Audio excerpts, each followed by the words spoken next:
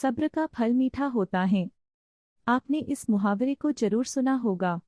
चलिए आज हम इस कहानी से जानते हैं कि इसका मतलब क्या होता है। इस कहानी में बताया गया है कि तारों को कैसे ईर्ष्या का भाव उत्पन्न होता है और श्री नारद मुनि उनको कैसे इस मुहावरे का अर्थ समझाते। जब सूरज अस्त हो रहा होता है तब हल्की हल्की संध्या से उत्पन्न होती है और चारों तरफ शांत वातावरण जैसा एक अंधेरा सा छा जाता है।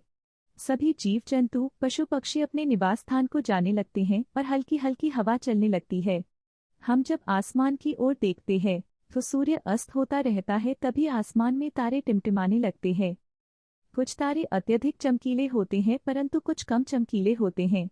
अधिक चमकीले वाले तारों पर हमारी नज़र जल्दी पहुंचती है परंतु कम चमकीले वाले तारों पर हमारी नज़र बहुत कम ही जाती है। इसलिए हम उन पर ध्यान नहीं दे पाते और उनकी सुंदरता फीकी पड़ जाती है। परंतु उन सब में से एक ऐसा तारा होता है जो अधिक चमकीला होता है, जिसके आने से पूरा आसमान जगमगा जाता है। वह इतना सुंदर और चमकीला होता है कि उसके जगमगाते ही लोगों के चेहरे पर खुशी आ जाती है। उसे हम स्वाति नक्षत्र के नाम से जानते हैं।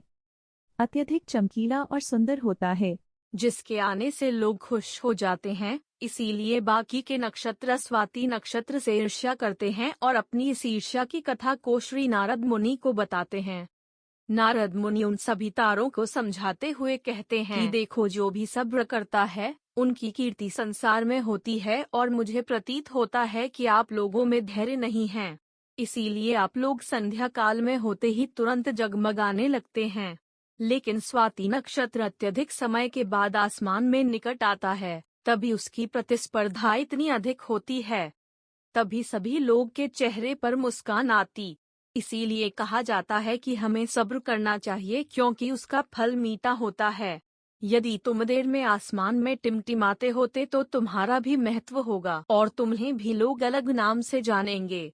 नारद मुनि द्वारा समझाई गई बात सभी तारों को समझ में आ गई। सब्र का फल मीठा होता है, यह बात हम सब जानते हैं और इसे हम लोगों ने महसूस भी किया है। मैं हमेशा अपने कार्य को पूरा करने के बाद उसके परिणाम के इंतजार में उतावला हो जाता हूँ, या फिर अपने आने वाले कार्य को पूरा करने के लिए उतावला हो जाता हूँ, जिससे मेरा आने वाला कार्य बिगड़ जाता है। परंतु मुझे ऐसा नहीं करना चाहिए। मुझे सब्र करना चाहिए उस परिणाम का या उस आने वाले कार्य का, जिससे मैं उस कार्य को अच्छे से समाप्त करूं और उसका परिणाम भी अच्छा हो। हम जानते हैं जल्दी में लगाया हुआ निशाना हमेशा अपने गोल से बाहर जाता है।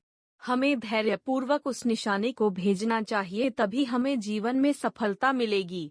हमें किसी भी कार्य को धैर्यपूर्वक करना चाहिए, तभी सफलता के दरवाजे खुलते हैं। यही ऐसा शस्त्र है जो विकट परिस्थितियों में मनुष्य के मस्तिष्क का संतुलन बनाए रख सकता है और उसको आगे आने वाली चुनौतियों को से निपटने के लिए नए मार्ग को बतला सकता है।